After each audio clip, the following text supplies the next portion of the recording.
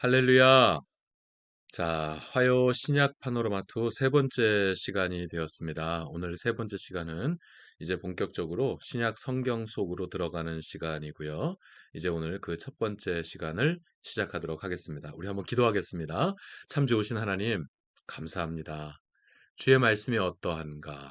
우리가 늘 상고하고 주의 말씀을 정말로 보배롭게 여기고 우리가 때를 얻든지 못 얻든지 주의 말씀을 늘 우리 가슴에 새기고 주의 말씀을 따라 살며 주의 말씀에 순종하는 삶을 살려고 아버지 하나님 이렇게 애쓰고 노력하는 저희들의 삶 허락하여 주심을 아버지 하나님 감사합니다. 이 모든 것들이 저희가 잘나서 된 것이 아니라 이 모든 것들이 저희가 거룩해서 된 것이 아니라 정말로 좋으신 하나님, 정말로 거룩하신 우리 아버지 하나님께서 저희를 사랑하시고 저희의 인생 가운데 들어오셔서 저희를 전적으로 주권적으로 인도하시고 늘 합력하여 선을 이루시는 우리 아버지 하나님께서 저희에게 이런 선한 생각, 선한 믿음 갖게 하셨으므로 오늘도 우리가 이 자리에 있을 수가 있는 줄 믿습니다.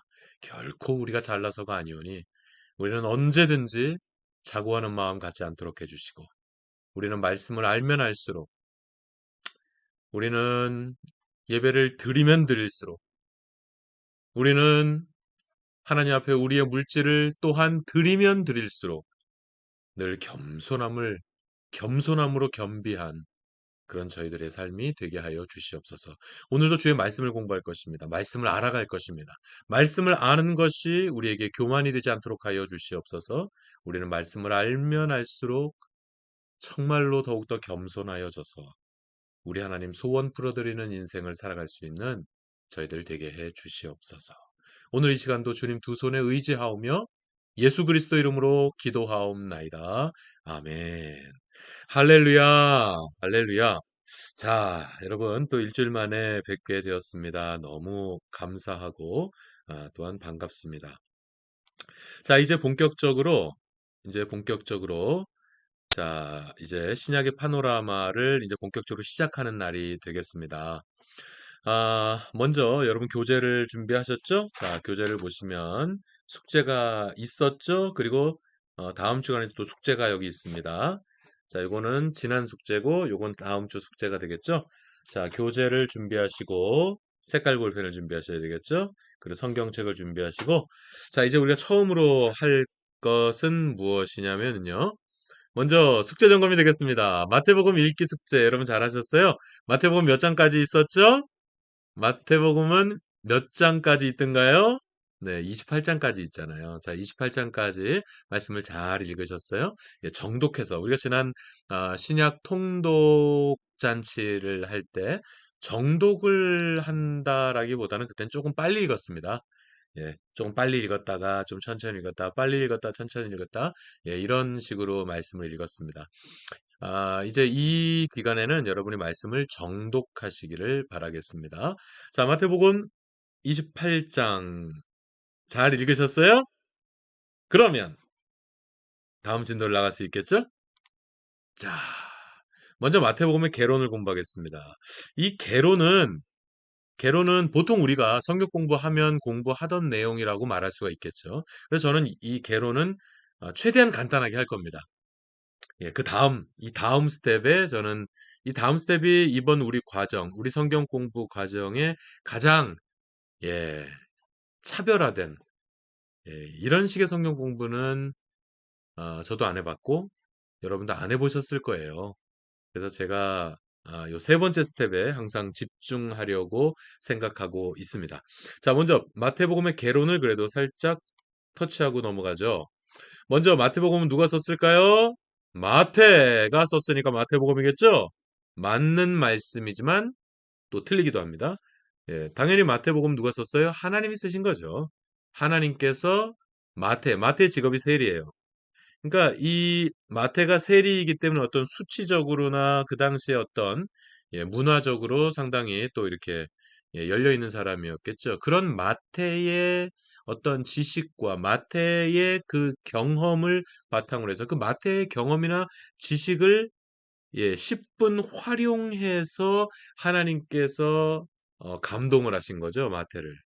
그래서 하나님의 말씀은 예, 예, 이건 하나님께서 감동하실 때, 예, 하나님의 감동으로 된 모든 성경은 하나님의 감동으로 된 것으로 교훈과 책망과 바르게 하고 의로 교육하기에 유익하니, 그렇죠? 예, 그러니까 이 성경은 누가 썼든지 바로 그 사람의 인격이나 어떤 언어 습관 그리고 그 사람의 어떤 경험 같은 것들을 하나님은 10분 활용하십니다. 하지만 그 내용은 그 전체의 내용은 하나님의 영감된 말씀이죠. 그러니까 모든 성경의 저자는 하나님인 거예요. 이해하시겠습니까? 예, 그러니까 마태복음의 저자 누구예요? 하나님이시죠. 하나님께서 누구를 감동하셨어요? 마태를 감동하셨습니다. 그래서 마태의 경험과 이 모든 것들을 10분 활용하셔서 하나님께서 마태를 쓰게 하신 것이죠. 그래서 이 마태복음이 쓰여진 것이고요. 마태는 아주 이르게 보면 뭐 50년대에 쓰여진 게 아니겠느냐라고 주장하는 학자들도 있습니다. 그리고 뭐 보통 60년, 70년대에 쓰여진 것이 아니겠느냐? 예, 보통 그렇게들 얘기하곤 합니다. 마태복음의 저작은 대충 이렇습니다. 이렇게 보시면 되겠고요. 좀 넓게 잡았어요. 그냥 예, 초기 저작으로 보는 사람들의 견해와 또 더 후기로 보는 그 저작을 조금 예, 폭넓게 잡았습니다. 예, AD 당연히 AD죠. 우리가 신구약 중간사는 전부 다 BC죠. 예수님 오시기 이제 직전 스토리들입니다. 다 BC였어요. 예, 이제는 당연히 AD겠죠. 예수님 오셨어요. 아노 도미니. 아노 도미니. 예수님이 이미 오셨습니다. 그러니까 당연히 AD이겠죠.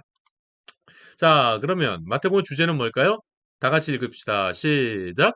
왕으로 오신 예수 그리스도. 예수께서 왕으로 오셨습니다. 예수 그리스도께서 이 세상의 왕으로 오셨다. 이걸 주제라고 말할 수 있습니다. 뭐 좀 다르게 표현할 수 있겠죠. 그냥 간단하게 넘어가겠습니다. 목적. 목적은 뭐냐면요. 자, 유대 성도들을 위한 복음 증거와 교회 교육 및 변증.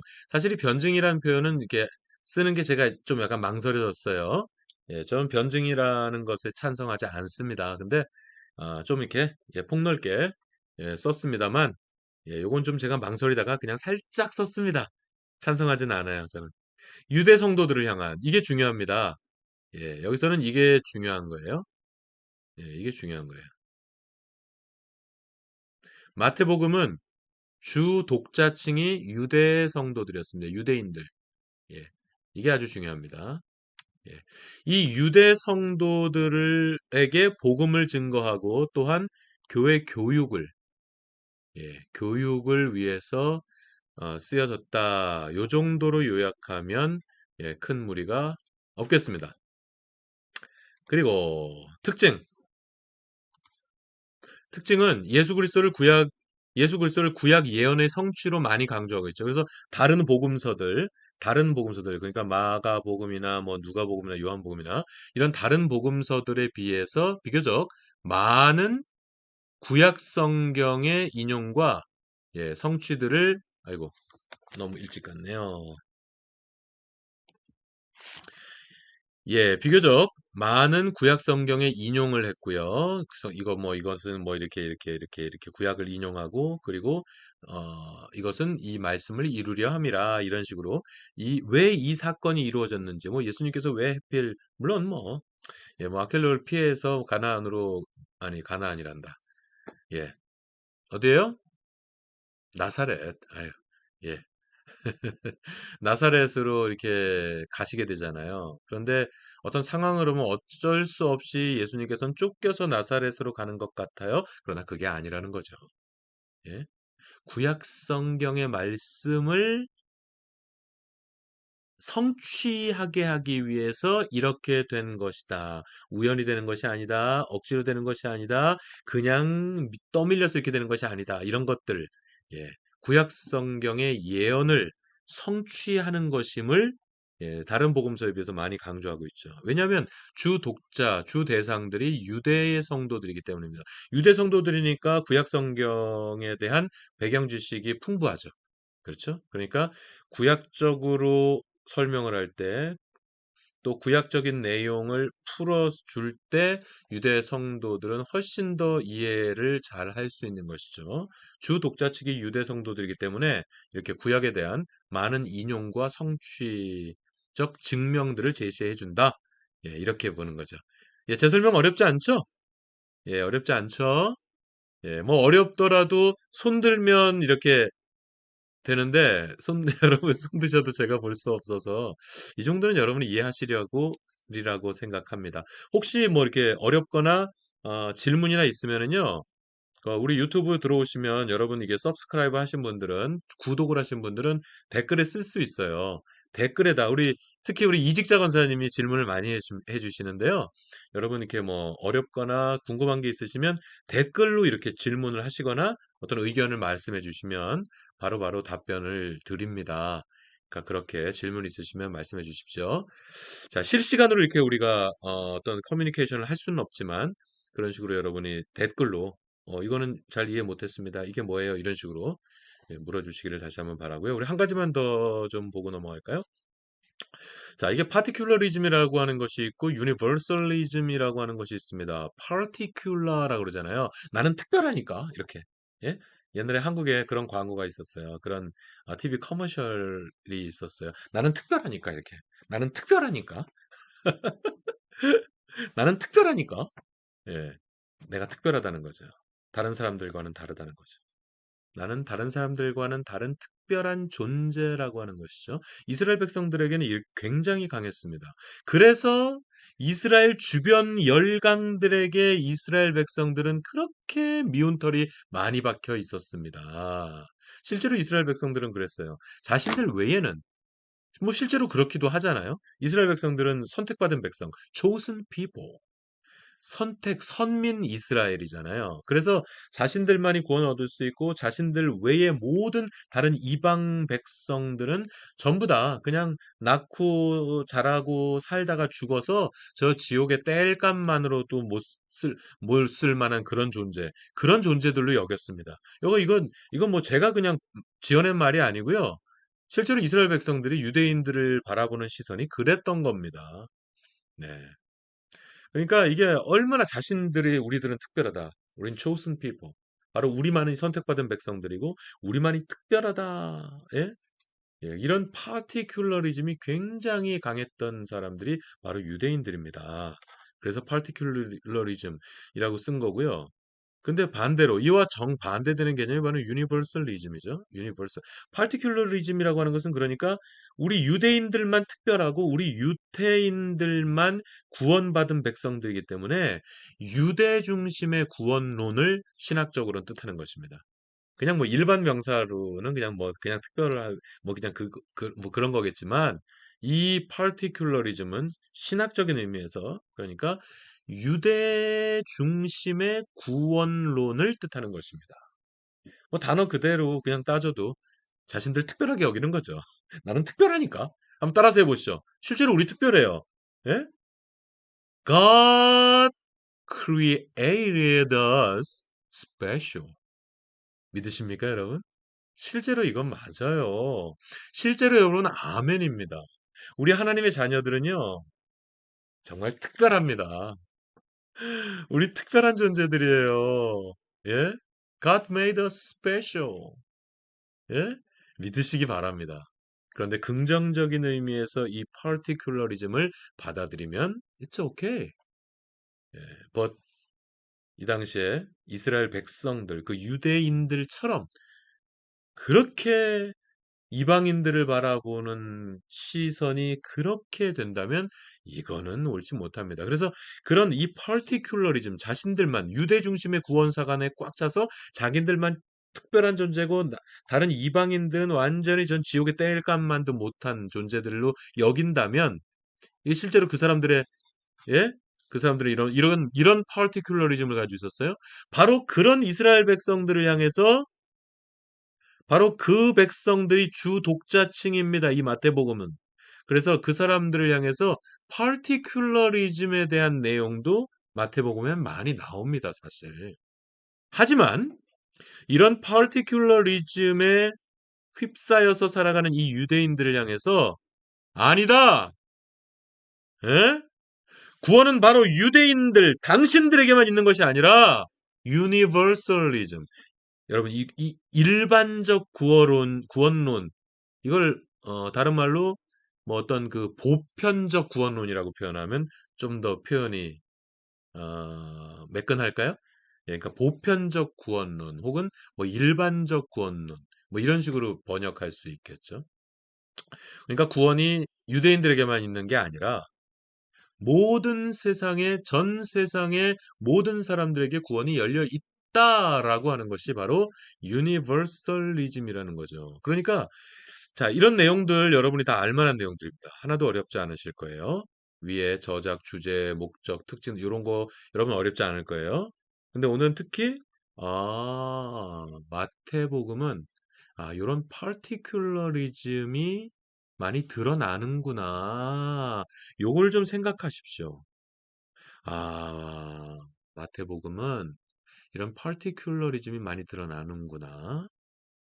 하지만 이 파티큘러리즘이 얼마나 잘못됐는지를 따끔하게 지적하면서 유니버설리즘, 구원은 당신들에게만 있는 것이 아니라 구원은 다른 이방 족속들에게까지 열려 있다라고 하는 것들을 또한 강조해서 가르쳐 주는 것이 바로 마태복음의 특징이 되겠다.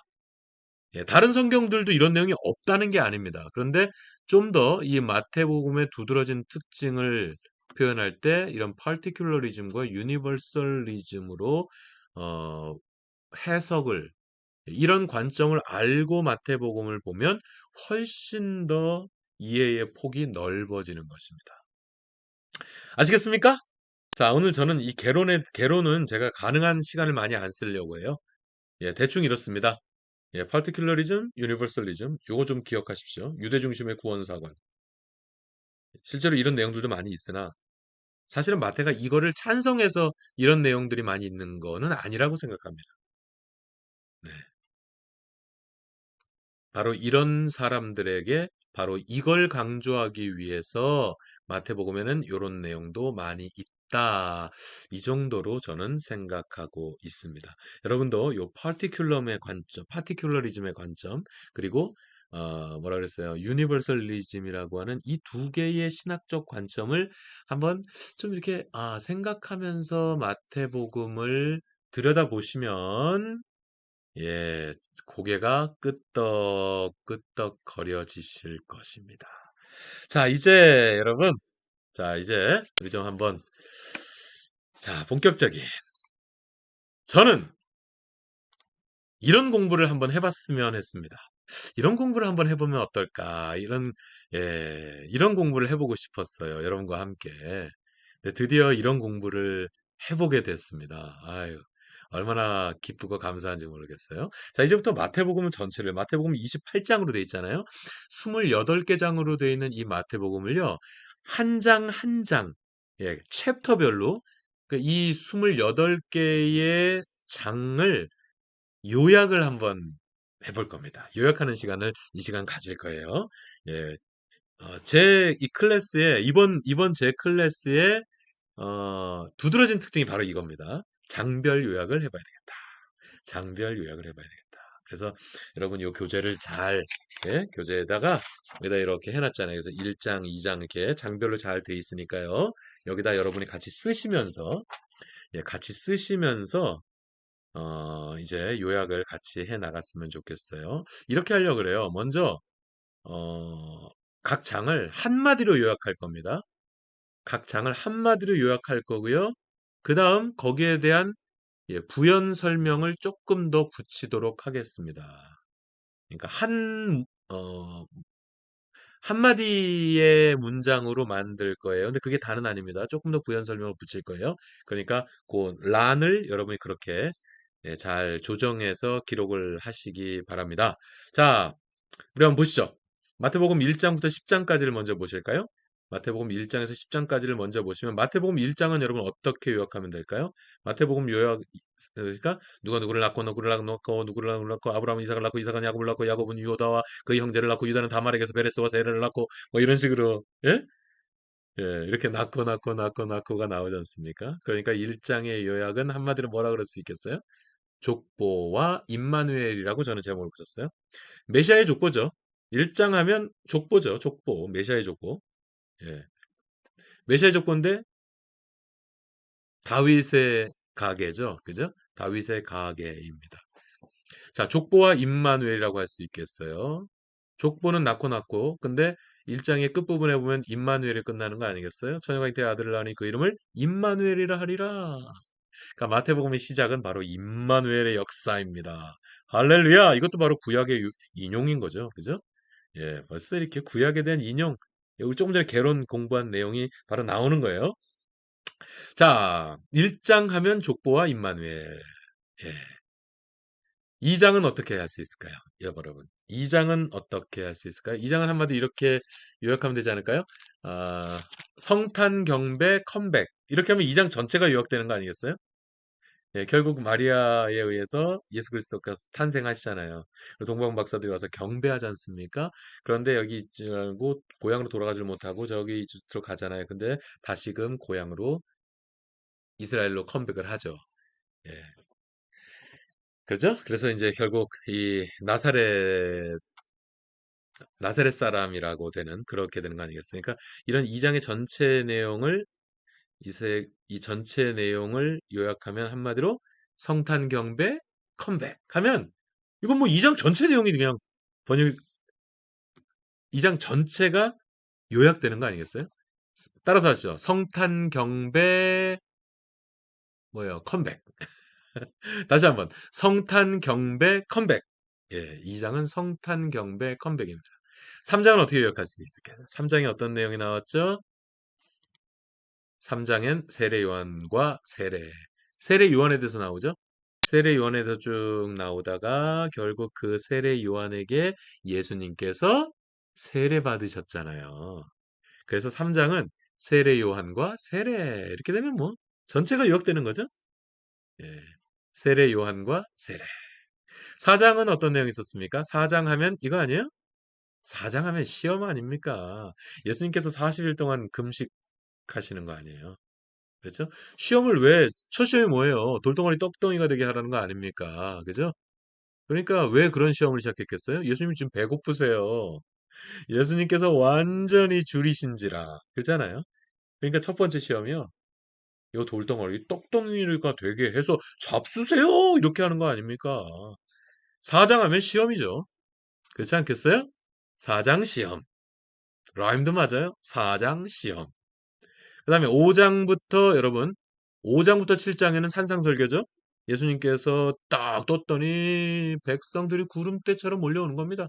그러니까 이거 이 수많은 사람들을 어떻게 가르쳐야 되나? 그러니까 이 많은 사람들에게 강의하기 좋은 환경을 예수님께서 딱 바라보신 거죠. 그래서 산에 올라가 버리신 거예요. 산에 딱 올라가니까 하나의 야외 뭐라 그럴까? 하나의 야외 공연장이 되는 겁니다. 예수님께서 딱 계시고 쫙 하니까요. 완전히 노천 극장처럼 되는 겁니다. 예, 그걸 이해하실 필요가 있어요. 그래서 산으로 올라가셔서 이날에서, 그러니까 4장, 5장, 6장, 사실은 이 마태복음의 특징 중에 하나가 예수님의 설교가 많이 나온다라는 특징도 사실은 있어요. 예, 예수님의 대표적인 설교가 바로 이 산상설교 아니겠어요? 이 길고 긴 4장, 5장, 6장이 전체가 다 예수님의 설교문이에요. 예, 설교문입니다. 산상설교. 자, 보시죠. 5장 하면 뭡니까? 팔복이죠, 팔복. 5장 하면 팔복 아닙니까? 예, 저는 이 팔복도 찬양으로 외웠어요.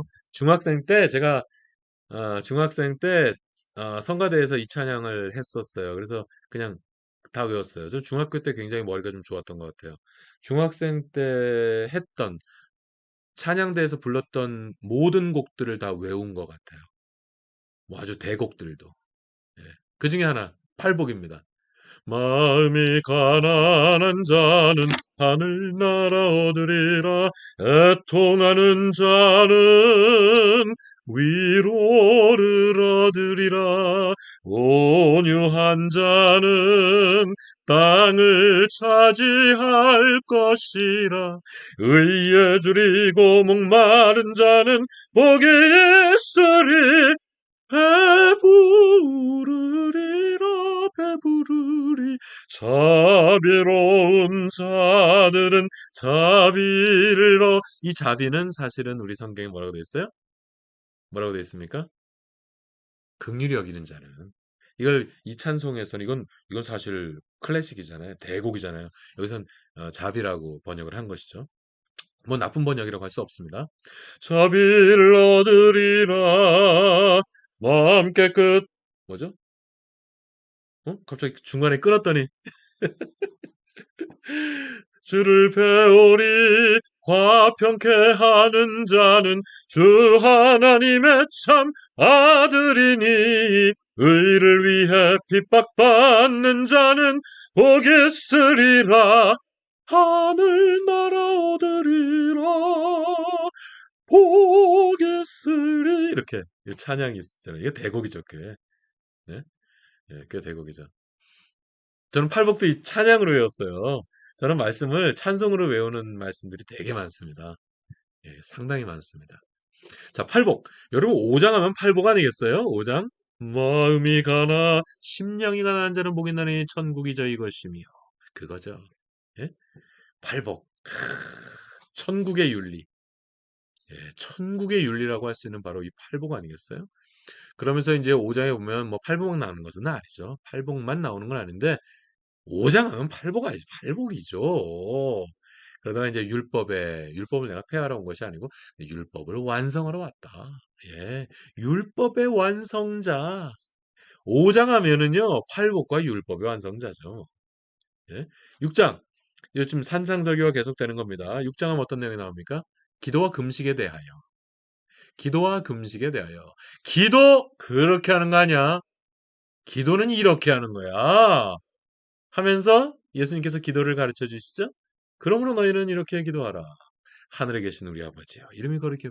그래서 바로 여기서 기도에 대해서 가르쳐 주시면서 주기도, 주님께서 가르쳐 주신 기도를 여기에서 가르쳐 주시는 거예요. 여기에 나오는 거예요.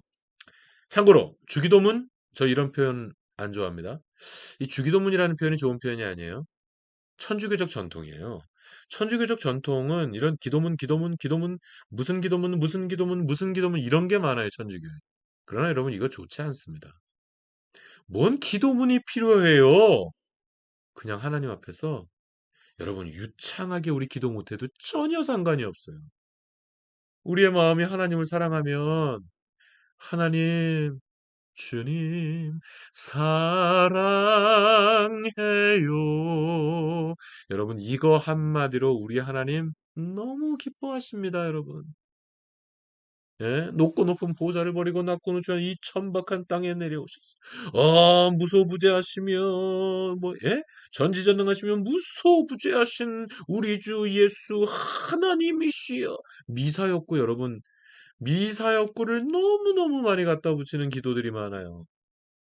그거 하나님이 좋아하실 것 같으세요, 여러분? 미사역구 왜 많이 붙입니까?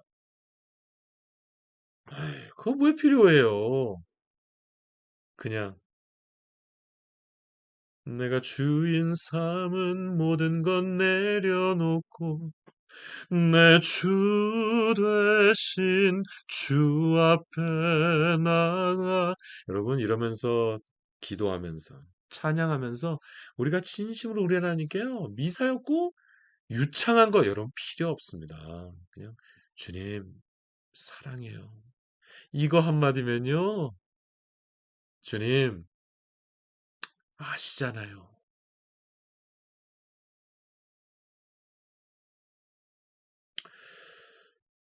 여러분 그렇습니다.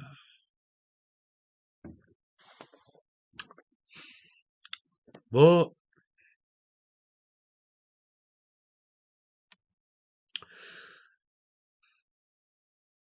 죄송합니다. 여러분 뭐 긴 기도가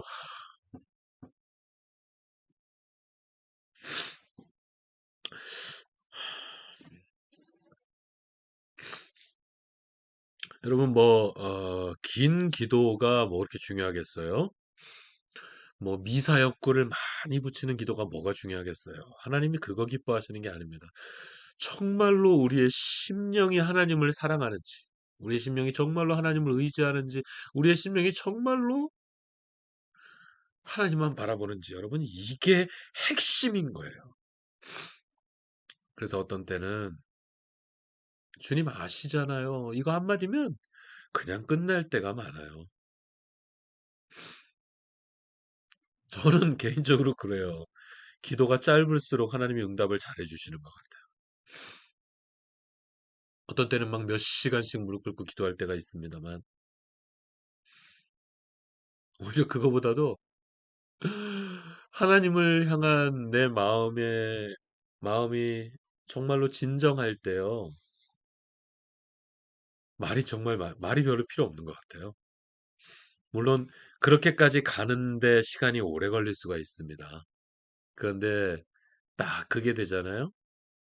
그러면은 어떤 땐 정말 기도 한마디로 하나님께서 정말 즉각적인 응답을 해주시는 것들, 이런 것도 체험할 때들이 많이 있었습니다. 그러니까 여러분,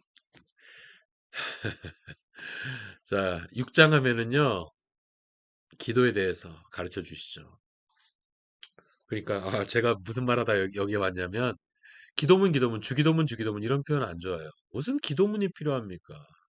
유창하게 말하지 못해도, 미사여구를 붙이지 못하고, 무슨 성경을 인용할지, 이거 필요 없어요. 그러니까 기도문 안 좋아요. 이거 천주교에서 아주 고약한 전통이 바로 이런 건데, 이 천주교의 고약한 전통이 우리 교회까지 들어온 것 중에 하나가 바로 이게 기도문 자꾸 만들어 가려는 겁니다. 그럴 필요 없어요. 그럴 필요 없습니다. 그냥 우리의 마음이, 우리의 심령이 우리를 사랑하시는 하나님께 탁 열려서, 예? 우리 하나님을 향해서 내 심령이 성큼성큼 걸어가는 기도를 드리면 됩니다. 오래 하지 않아도 돼요. 멋있게 하지 않아도 됩니다. 막 유창하게 하지 않아도 돼요.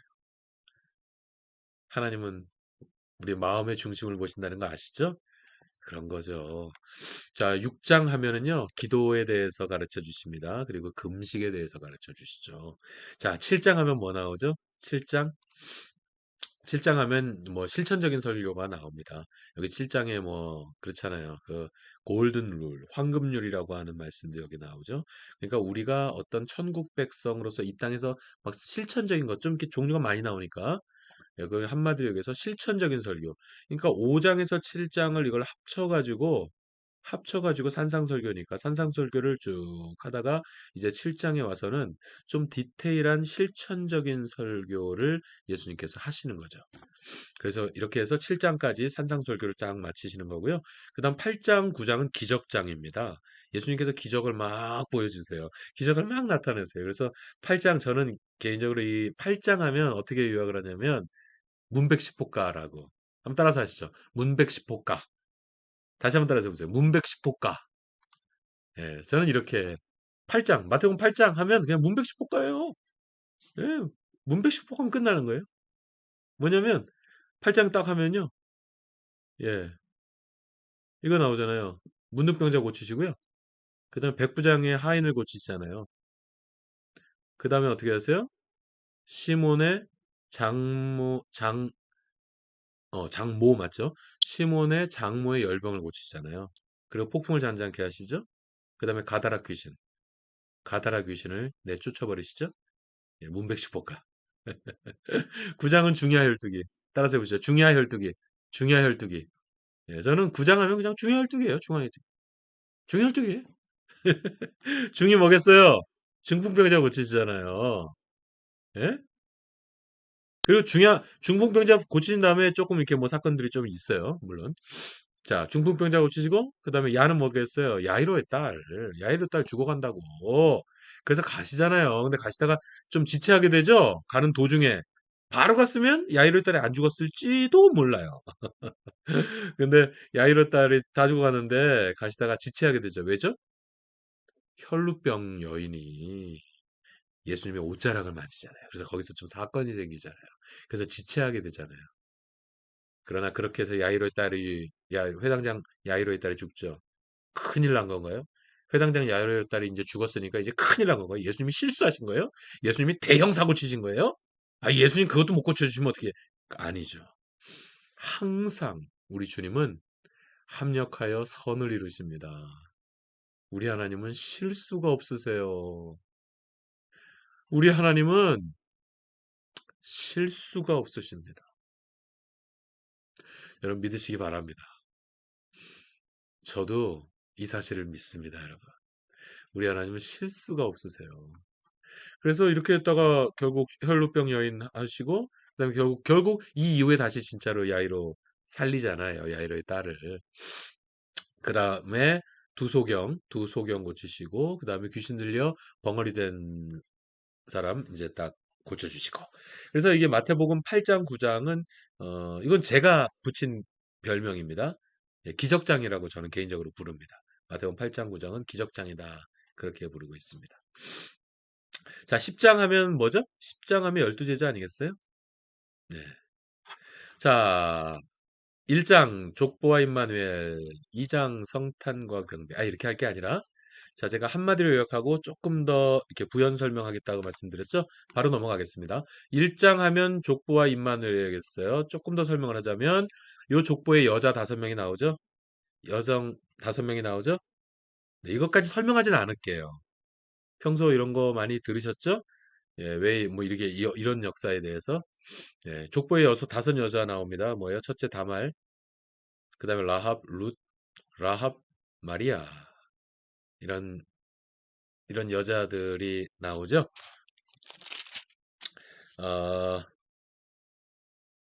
어, 이거 라합이 둘이네요. 라합이 둘이라고 해놨네요, 그죠? 이거 제가 실수했네. 그럼 라합이 어디가 아닐까요? 다말 다음에 라합, 룻 순서 이렇게 되겠죠? 이거는 이제 역사 시대로 바로 넘어가는 시점이죠. 요거는 이제 가나안으로 들어가는 시대니까 라합은 여기가 맞겠죠. 그럼 이 라합이 틀렸네요, 그죠? 예, 요 라합이 틀렸겠네요. 그럼 요 라합이 아니고 누굴까요? 누굴까요? 요 라합이 아니고 바세바겠죠. 예, 바세바. 아이고, 바세바. 예, 바세바겠죠. 자, 다말, 라합, 룻, 바세바, 마리아 이렇게 되겠죠?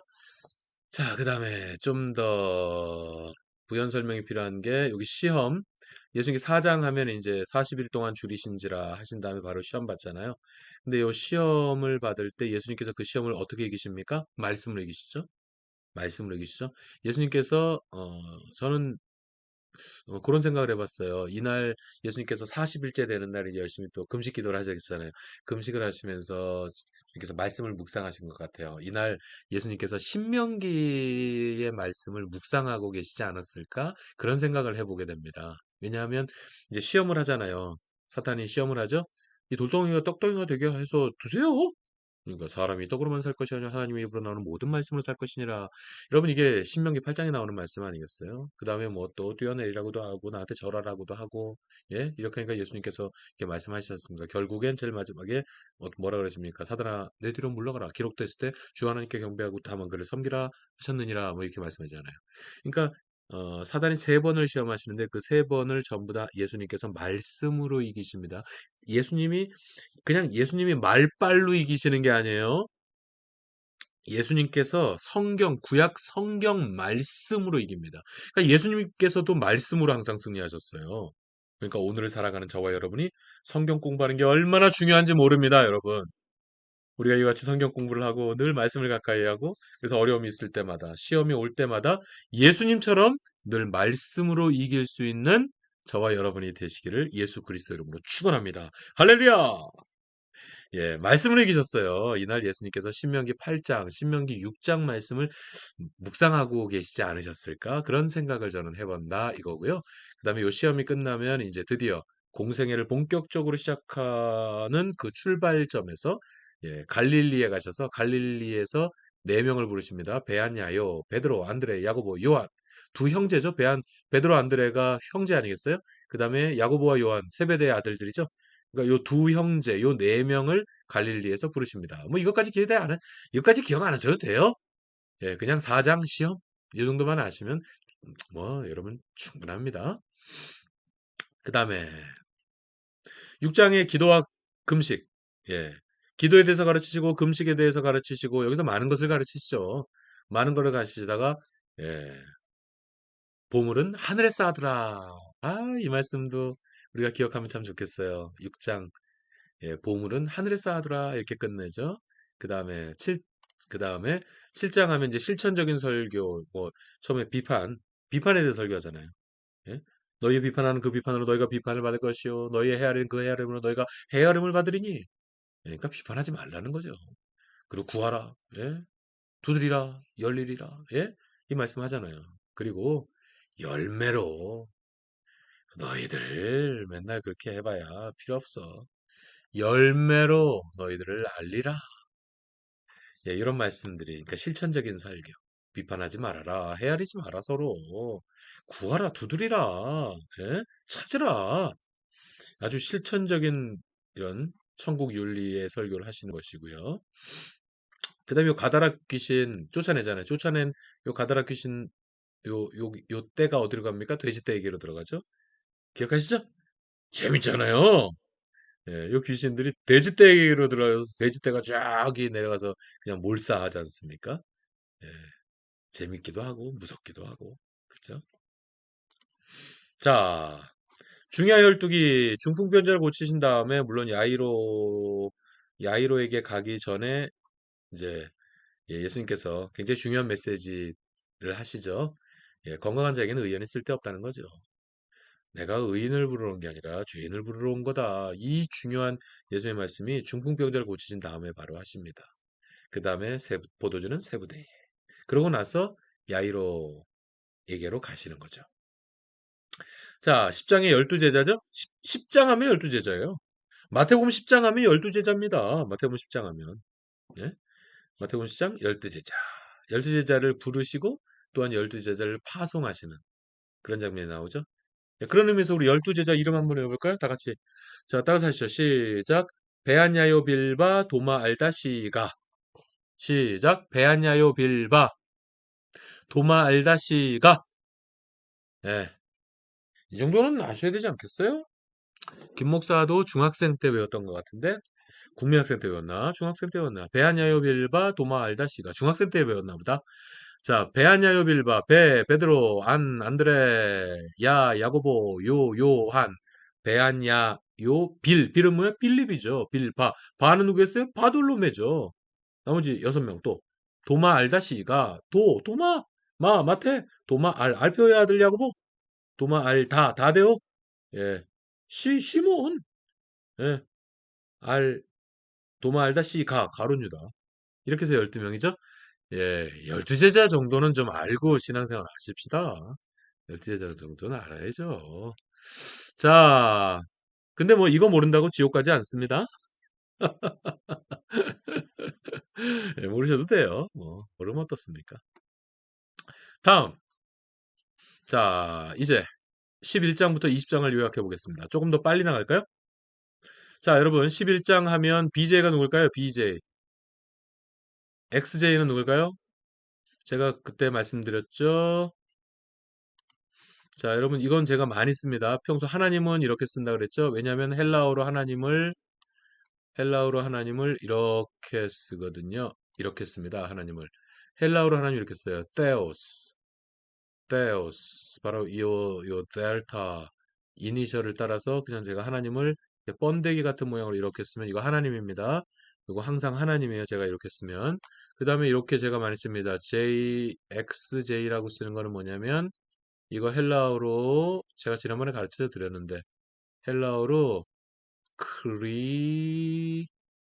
크리스토스 헬라어로 이렇게 크리스토스라고 씁니다. 크리스토스가 영어의 Christ 영어로는 이렇게 쓰잖아요. Christ 그죠? 이 Christ라는 게 여기서 온 겁니다. 발음은 비슷하죠. 생긴 건 전혀 달라도 발음은 비슷하죠. 크리스토스 크가 영어로는 CH가 크 사운드가 나지만 헬라어에서는 요 X 같이 생긴 거, 이거 X가 아니에요. 카파라는 알파벳인데요. 이렇게 크 사운드가 납니다. 크리스토스. 그래서 제가 XJ 하면 예수 그리스도입니다. 이거 XJ가 뭐야? JX라고 해야 되겠죠? 지저스 크라이스트니까. 그렇죠? 크라이스트 지저스 틀린 건 아니에요. 그죠? 예. 이렇게 XJ 혹은 JX라고 쓰는 것은 예수 그리스도. 그리스도 예수를 뜻하는 겁니다. 그럼 BJ는 뭘까요? B는 Baptist John. 예, Baptist John. 세례 요한을 의미해서 이렇게 제가 기록했습니다. 자, 11장 하면요. BJ, 세례 요한, Baptist John. 자, 11장 하면요. 세례 요한이 예수님에게 질문을 던져 오죠. 예. 그러니까 예수님께서 거기에 대한 대답을 하시는 거죠. 그러니까 세례 요한의 질문과 예수님의 대답. 이게 11장이죠. 12장 하면 어떤 내용이 나옵니까? 안식일 논쟁. 13장 하면 13장 정도는 여러분 또 기억하셔야 되죠. 13장은 굉장히 유명한 장입니다. 이것도. 예. 천국 비유장입니다. 천국을 7가지 비유로 예수님께서 설명해 주십니다. 씨 뿌리는 자의 비유로부터 시작하잖아요. 씨 뿌리는 자의 비유. 이렇게 해서 7가지 비유로 천국을 가르쳐 주시죠. 14장에는 어떤 내용이 나오죠? 오병이요. 14장 하면 오병이어입니다. 예, 15장 하면 칠병이어고 14장 하면 오병이요. 15장 하면 칠병이요. 오병이어는 떡 5개와 물고기 아이고 이게 뭐야? 오병 떡 5개와 물고기 2마리 떡 5개와 물고기 2마리 그리고 15장은 뭐예요? 칠병이요. 떡 7개와 물고기 2마리 예? 예. 떡 5개와 물고기 2마리로 5,000명을 먹이셨잖아요. 그리고 칠병이요. 자, 이거 내가 제가 여러분들한테 성경책을 준비하세요라고 했는데 제가 성경책을 지금 전혀 안 보고 있네요. 이거 참. 예, 여러분 성경책 이렇게 펴서 성경책으로 여러분 보시면서 따라오십시오. 아이고, 제가 이걸 안 보고 있네. 참. 자, 성경책을 딱 펴놓고, 예, 물론 요거 딱 준비해 놓고 성경책을 딱 펴놓고 따라오시는 거예요. 예. 14장 하면 뭐 어디 오병이어만 있겠습니까? 뭐 수상보도 하는 사건도 있고 뭐 많은 것들이 있죠. 예. 그러나 15장에 보면은 또 이제 칠병이어가 나오죠. 칠병이어. 그러니까 오병이어를 모르시는 분은 없어요. 근데 칠병이어를 모르시는 분들은 있는 것 같더라고요. 오병이어는 떡 5개 물고기 2마리에 5,000명 먹인 거고 칠병이어는 예? 떡 7개와 물고기 2마리 가지고 4,000명 먹였던 거잖아요. 사건이잖아요. 그죠? 그래서 간단하게 14장 오병이어, 15장 칠병이어 이렇게 기억하시면 좋습니다. 16장 베드로의 신앙 고백. 16장 하면 마태복음 16장 하면 베드로의 신앙 고백이 나오잖아요. 예? 마태복음 몇 절에 나오죠? 이 정도는 외우셔야죠. 마태복음 16장 16절에 나오잖아요. 주는 그리스도시요 살아계신 하나님의 아들이니이다. 얼마나 대단히 칭찬을 받습니까? 그래서 예수님께서 얼마나 칭찬하세요. 근데 칭찬을 대단하게 하신 다음에 사탄아 너희 뒤로 물러가라. 예수님께서 아주 강하게 또 아주 책망을 받죠. 예. 16장의 베드로 신앙 고백 이건 뭘까요? 1 넘어가죠. 일단 넘어갈게요. 17장 하면 아주 유명한 사건이 생기죠? 예, 17장 하면 변화산입니다. 예수님께서 변형되사 영화로운 모습이 바로 이런 천국에 가면 우리의 모습이 다 그렇게 될 겁니다. 예, 바로 그 현상을 우리에게 보여주신 사건이 있죠. 변화산 사건. 예, 17장 하면 변화산이죠. 그리고 2, 이게 뭘까요? 1이 있고 여기 2가 있네요. 이게 뭘까요? 한번 생각해 보십시오. 이게 뭘지? 자, 18장 하면은 제자도를 설교하십니다. 제자도 설교. 제가 금방 말씀드렸죠. 마태복음에는 예수님의 설교가 많이 나옵니다. 다른 복음서에 비해서 예수님의 설교문이랄까? 예수님 설교 그 내용들이 참 많이 나옵니다. 예, 이것도 18장도 예수님의 설교장이라고 할 수 있어요. 제자도 설교. 그 다음에 19장에 어떤 게 나옵니까? 부자 청년 오죠? 또 성경책 안 보고 있네, 내가. 참. 여러분 성경책 보면서 따라오세요. 예, 성경책 보면서 따라오십시오. 뭐 19장에 부자 청년 얘기만 나오는 건 아니지만 19장 하면 부자 청년 나오죠.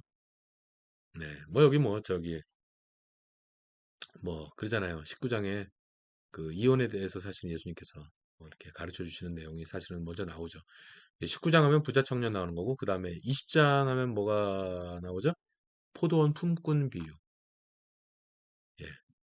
포도원 품꾼 비유가 나오죠. 그리고 여기에 3이라고 나오죠.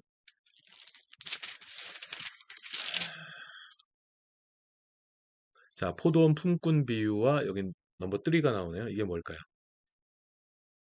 포도원 품꾼 비유 기억나시죠? 아침 일찍 나가서 일꾼 불러오고, 네? 그 다음에 뭐 3시에 나가고, 또 뭐 6시에 나가고, 9시에 나가고, 11시에 나가고, 이렇게 해서 일꾼들을 데려가는데, 그러니까 일을 많이 한 사람도 있고, 일을 적게 한 사람도 있는 거죠, 지금. 이제 똑같은 삭스를 줬다. 내가 선함으로, 너희가 나를, 예? 하나님이 선하시죠. 지금 뭐라고 하고 있는 인간들이 악한 거예요. 하나님이 항상 선하신 거죠. 그죠? 예. 자, 이건 뭐냐면 1, 2, 3 이게 뭐냐면요. 자, 아셨어요? 눈치채셨어요, 여러분? 요 1, 2, 3이 뭘까요? 예수님께서 모든 복음서에 이게 다 나옵니다. 마태복음에만 나오는 게 아니에요. 모든 복음서에 다 나오는데 예수님께서 그 자신이 붙잡혀서 고난 당하시고 죽으신 다음에 다시 부활하실 것에 대해서 예. 그것에 대해서 예수님께서 이거를 그러니까 순한 예고, 이거 신학적인 용어라고 표현할 수 있을까요? 아무튼 그렇게 표현합니다, 보통. 순한 예고라고 표현하거든요. 예수님의 베드로가 신앙 고백한 사건 이후에 예수님께서 첫 번째 제1차 순환 예고를 하신 거고요. 변호사에서 내려오신 다음에 제2차 순환 예고를 이때 하시고요. 그 다음에 20장에서 포도원 품꾼 비유가 끝난 다음에 이때 제3차 순환을 예고하십니다. 예수님께서는 내가 이렇게 해서 이렇게 잡히고 나 죽을 거야. 하지만 나 부활할 거야. 예수님께서는 이 순환 예고를 그러니까 이게 어떻게 보면은 요 세 번이 다가 아닙니다, 사실. 요 세 번이 사실 다가 아닙니다. 여러 차례 말씀하셨어요. 그런데 이것은 일종의 오피셜한 하나 예수님의 순한 예고라고 표현할까요? 복음서들에도 다 나옵니다. 다른 복음서들에도. 자, 이렇게 순환을 예고하십니다. 자, 우리 다시 한번 좀 보겠습니다. 이제 조금 더 부연 설명을 해서 이렇게 베드로가 질문했더니 11장에서 베드로가 질문하고 예수님이 대답하십니다. 예. 그러고 나서 장터의 비유를 하시고 그 유명한 성경 말씀 수고하고 무거운 짐진 자들아 다 내게로 오라 내가 너희를 쉬게 하리라 11장 28절이죠. 예, 이런 말씀 여러분 외우셔야죠. 외우셔야죠. 11장 28절. 그리고 여기서 안식일 논쟁이라고 하는 것은 한마디로 바알세불 논쟁이죠. 야, 저 사람이 말이야 바알세불을 힘입지 않고서는 어떻게 안식에 막 이렇게 고칠 수가 있겠어? 막 이런 겁니다. 그래서 바알세불, 예? 바알세불 틀렸다. 예수님이 바알세불을 힘입으셨어요? 예수님은 하나님의 아들이죠. 예. 예수님은 하나님의 아들로서의 권세로 그 모든 일들을 하시는 거죠. 근데 인간들이 이따위 얘기를 했습니다. 이따위 얘기들을 했어요. 그러니까 우리가 좀 이렇게 사람들한테 좀 뭐랄까 원망을 듣거나 사람들에게 어떤 뭐라 그러죠? 사람들에게 어떤 그런 모욕을 받을 때에도 참 천지의 주제이신 예수님도 이렇게 이런 모욕을 받으셨으니 우리도 참아야 될 줄로 믿습니다. 예수님도 이렇게 당하셨는데 우리도 우리같이 천한 자들이 아휴 예수님도 당하셨는데 기꺼이 당해야 될 줄로 믿습니다. 여러분이 그렇게 사시면 좋겠어요. 자, 여기서 7천국 비유가 7가지가 있어요. 예, 어떤 거 있으면 처음에 이게 그러니까 이렇게 외우시면 좋아요. 시가견우 감진그. 따라서 하시죠. 시가견우 감진그. 다시 한번 시작. 시가견우 삼진그. 이게 뭘까요? 시가견우 삼진그.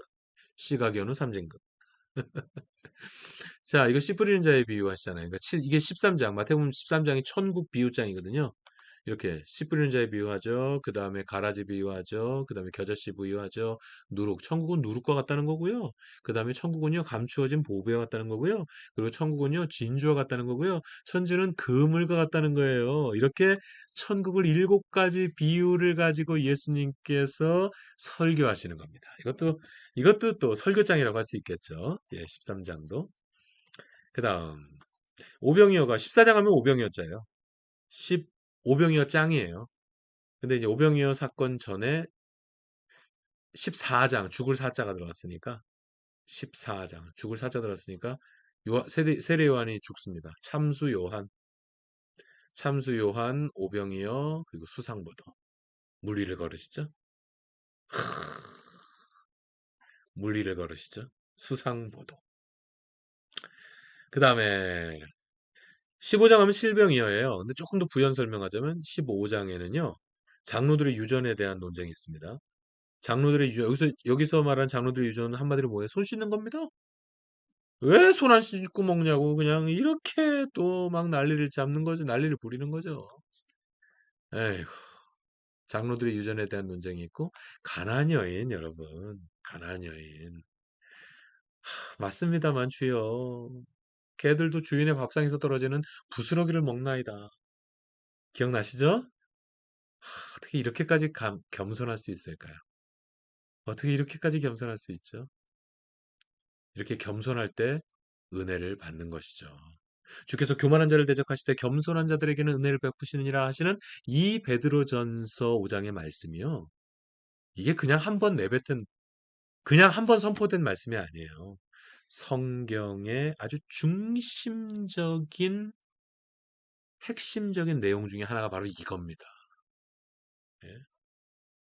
가나안 여인처럼 여기까지 겸손하니까 주께서 교만한 자를 대적하실 때 겸손한 자들에게는 은혜를 베푸시느니라. 그러면 우리는요, 우리 주님 앞에서 겸손밖에 없습니다.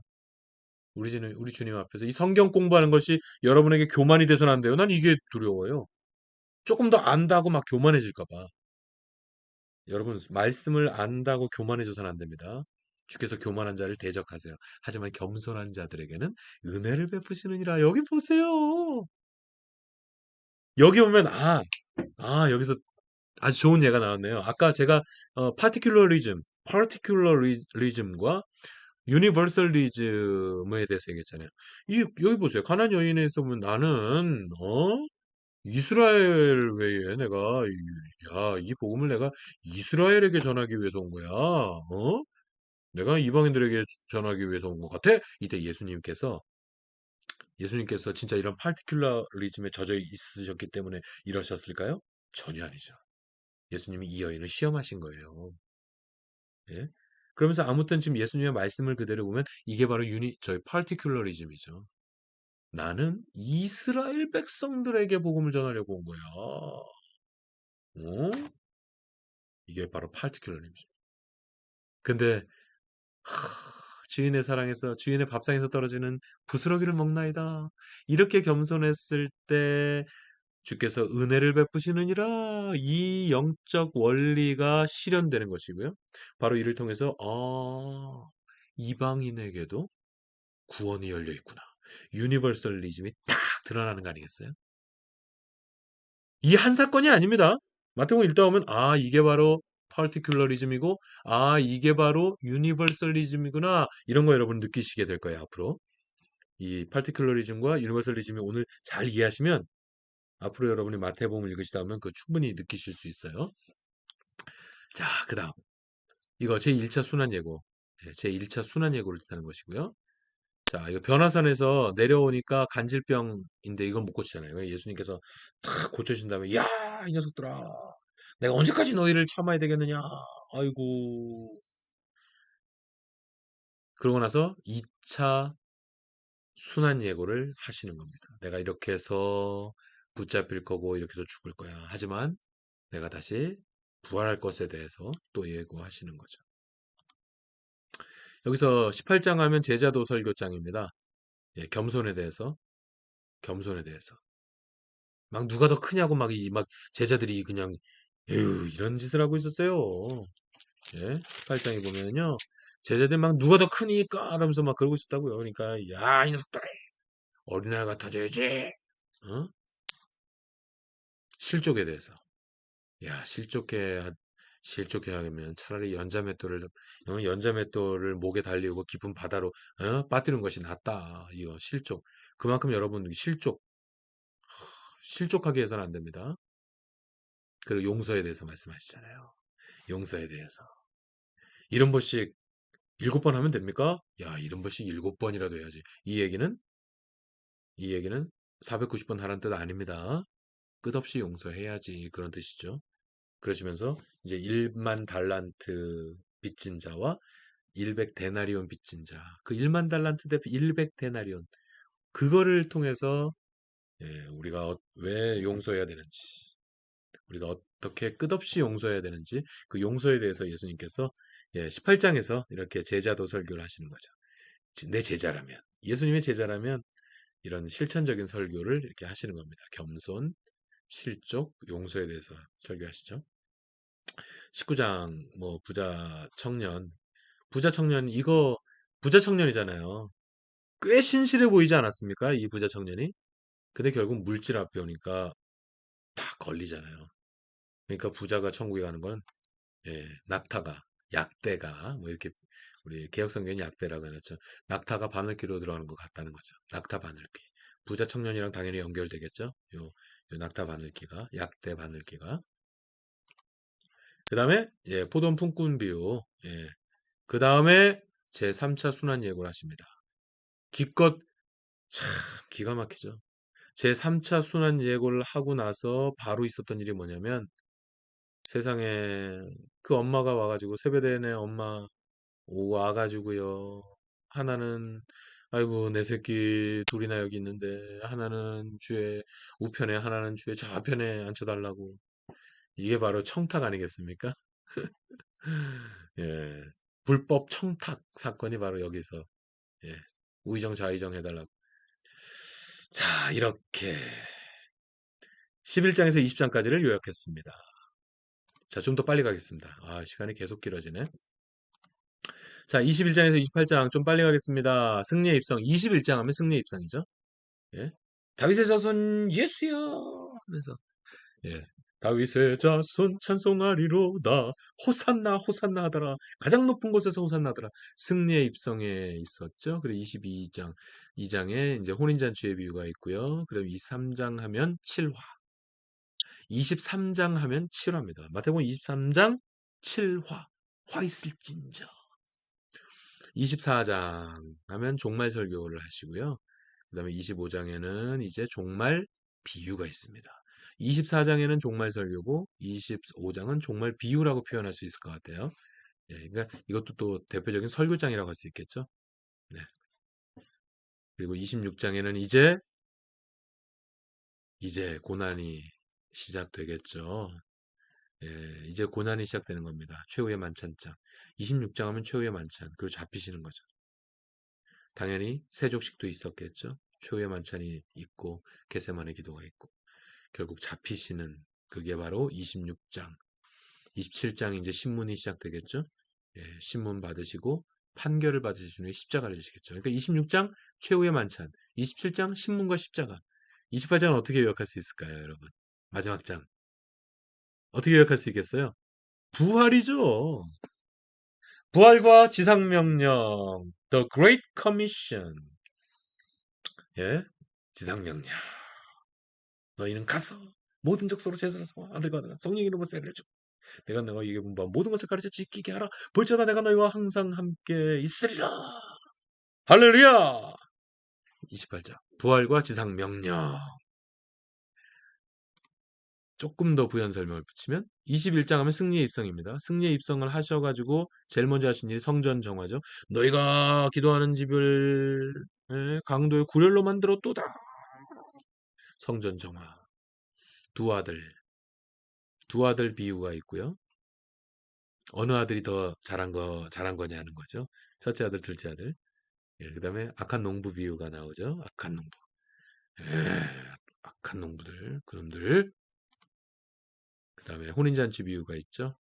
혼인잔치 비유하시면서 예수님이 그러시잖아요. 청함을 받은 자는 많은데 택함을 받은 자가 적다 이거죠. 그러면서 이때 혼인잔치 비유 끝난 다음에 이때 세금 논쟁이 예, 세금을 바치는 것이 가합니까? 이거 예수님을 공격하는 겁니다. 꼬투리 잡으려고 이거 몰라서 질문한 거 아니에요. 예수님은 꼬투리 잡은 거죠. 그때 예수님의 그 명품 대답. 가이사의 것은 가이사에게, 하나님의 것은 하나님에게. 여기서 가이사는 누굽니까? 우리 이거 공부했어요?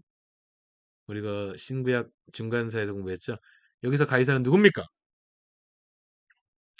여기서 가이사는 누구예요?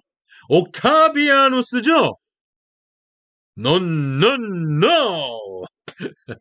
이거를 공부했잖아요. 뭐라 그랬습니까? 별명이 테러블이라 그랬죠?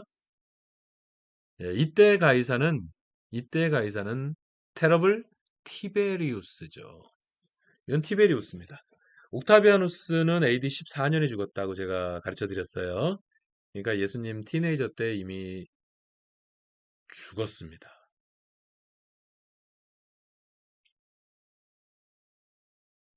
이미 죽었습니다.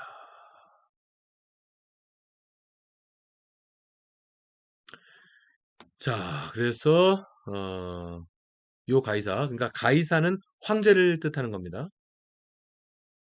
가이사는 황제를 뜻하는 거예요. 근데 잠깐만 있어봐라. 잠깐만 있어봐라. 아, 요거는 갑자기 제가 순간적으로 얘가 좀 제가 확인해야 될 것 같아요. 연대가 티베리우스가 아닐 수도 있습니다. 이건 티베리우스가 아닐 수 있겠죠. 티베리우스가 글쎄 봐라. 14년 티베리우스가 어, 예, 이건 티베리우스가 아닐 수도 있습니다. 제가 티베리우스가 언제 죽었는지 지금 갑자기 약간 가물가물합니다. 아니, 찾아볼까요? 그냥 좀 찾아보죠. 우리가 내가 티베리우스가 언제 죽었는지 지금 갑자기 약간 자신이 없는데 어,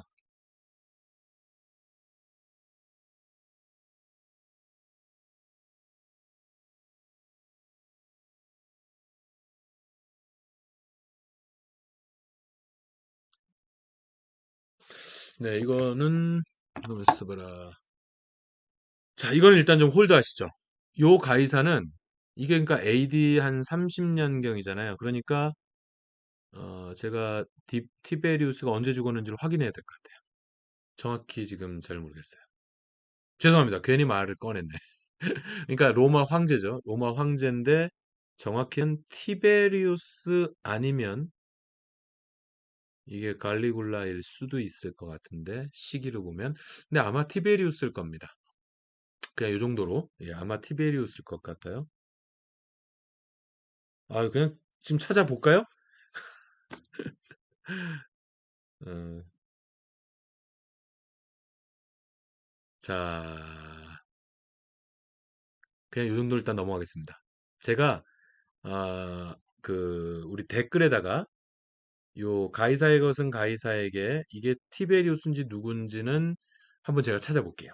제가 연도를 좀 정확히 해서 이게 아마 티베리우스일 것 같은데 제가 아닐 수도 있을 것 같아서 지금 제가 이럽니다. 제가 댓글에다 정확한 답을 올려놓겠습니다. 죄송합니다.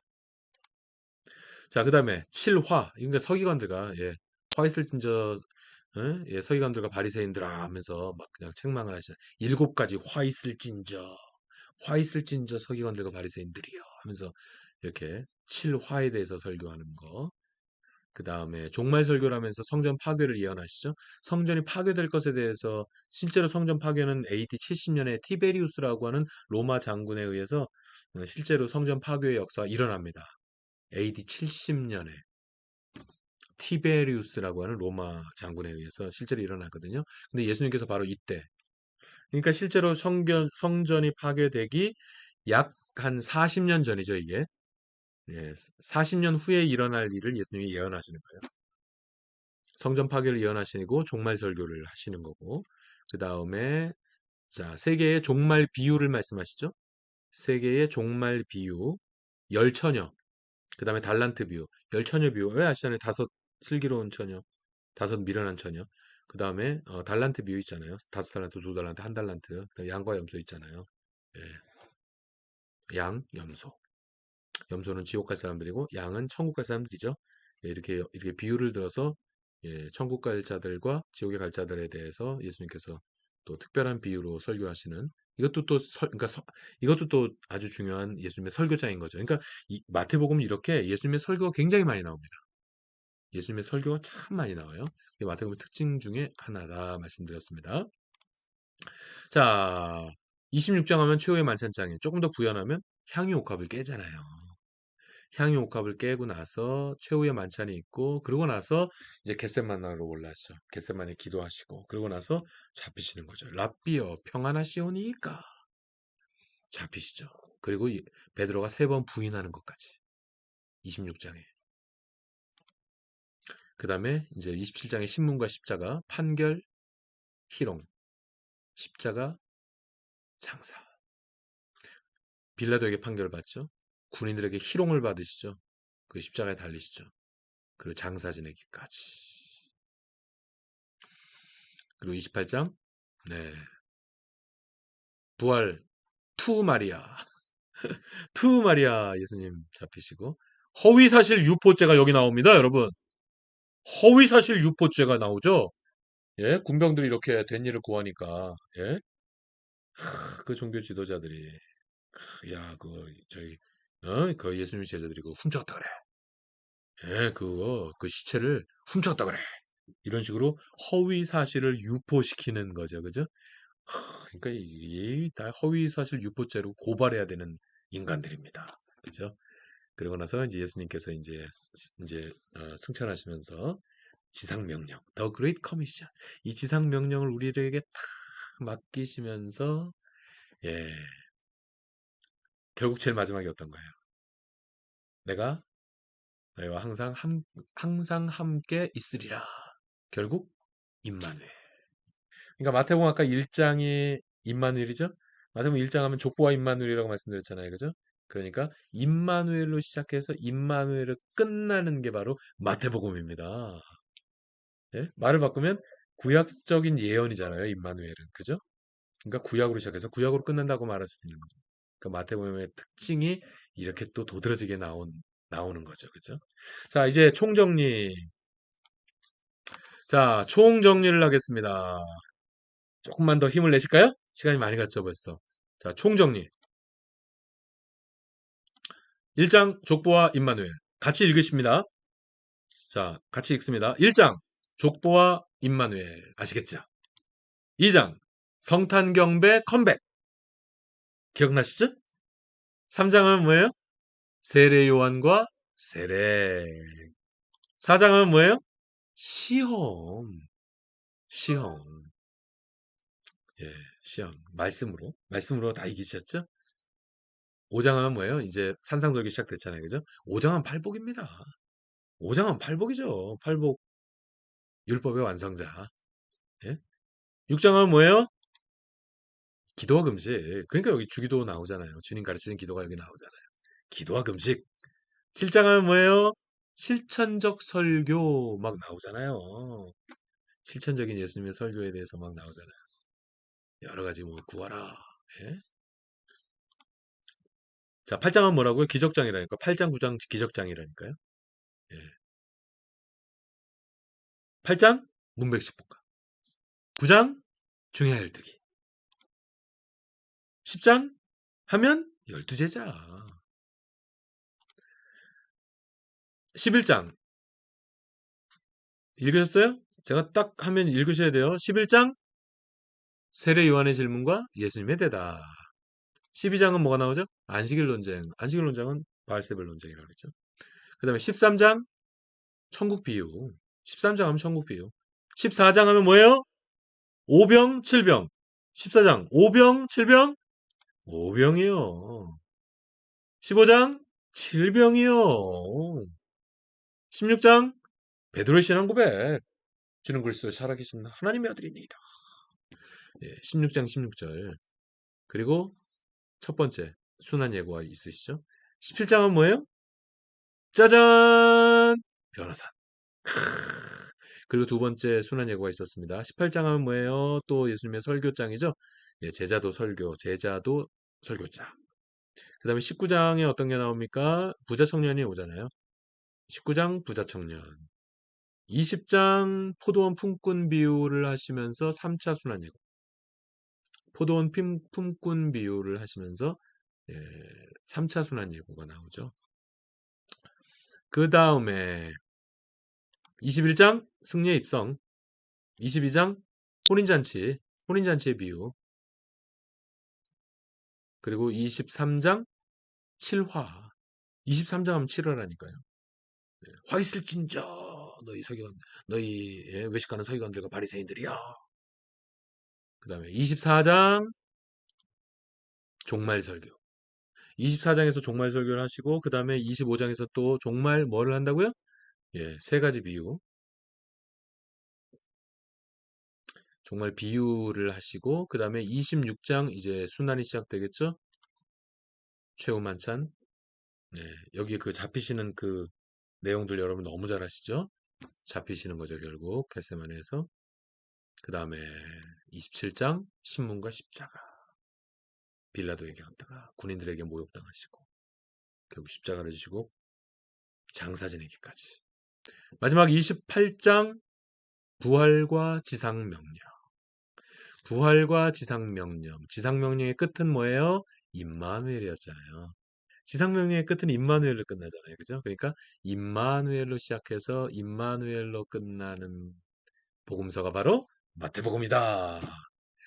바로 이 임마누엘의 하나님께서 여러분과 저와 늘 함께 하시기를 예수 그리스도 이름으로 축원합니다. 기도하겠습니다. 좋으신 아버지 하나님 감사합니다. 우리가 마태복음을 한번 요약해 봤습니다. 하나님, 이 요약을 통해서 우리가 마태복음을 전체적으로 통찰할 수 있는 능력을 배양하여 주시옵소서. 감사하오며 예수 그리스도 이름으로 기도하옵나이다. 아멘. 여러분 감사합니다. 근데 한 가지 죄송한 말씀도 드릴게요. 이렇게 드디어 이제 서론격으로 2주 동안 이렇게 했는데요. 중간사를 공부했는데 그리고 이제 드디어 마태복음을 시작으로 이제 신약 파노라마 시작했는데 아마 다음 주는 휴강이 되어야 될 것 같고요. 그 다음 주도 어쩌면 휴강이 돼야 될 것 같습니다. 제가 가능하면 다음 주 뭐 또 모르죠? 그럴 환경은 사실 아닌데요. 아무튼 다음 주 혹은 다음 주 다다음 주는 휴강이 되겠습니다. 여러분 양해해 주시기 바라고요. 저희 아버님께서 갑작스럽게 소천을 하셨습니다. 너무 건강하셨던 분이시거든요. 근데 저희 어머니가 항상 걱정이었지 저희 아버지는 너무 건강하신 분이었는데 갑자기 소천을 하시게 되셨습니다. 근데 어머니가 굉장히 안 좋으십니다. 그래서 어머니를 이번에 돌봐드리고 또 어머니 거처를 마련해드리고 가능하다면 거처를 옮겨드리는 것까지 제가 하고 왔으면 하는 바람인데 이 짧은 기간에 거기까지 할 수 있을까 싶긴 합니다만 여러분 기도해 주시기를 바라고요. 제가 가서 할 일이 좀 많습니다. 가정적으로 할 일 되게 많습니다. 중요한 그런 일들이 좀 많이 있습니다. 그중에 또 중요한 건 또 우리 어머니 거처 문제가 되겠고요. 그래서 다음 주는 휴강하겠습니다. 어쩌면 그 다음 주도 휴강할지 모르겠는데요. 제가 연락을 드리도록 하겠습니다. 아무튼 긴 시간 오늘도 고생하셨습니다. 예, 감사하고요. 감사하고 다시 만나는 신약 파노라마 제4강 만날 때까지 여러분 영육간에 강건하시고 평안하시기를 바랍니다. 안녕히 계십시오.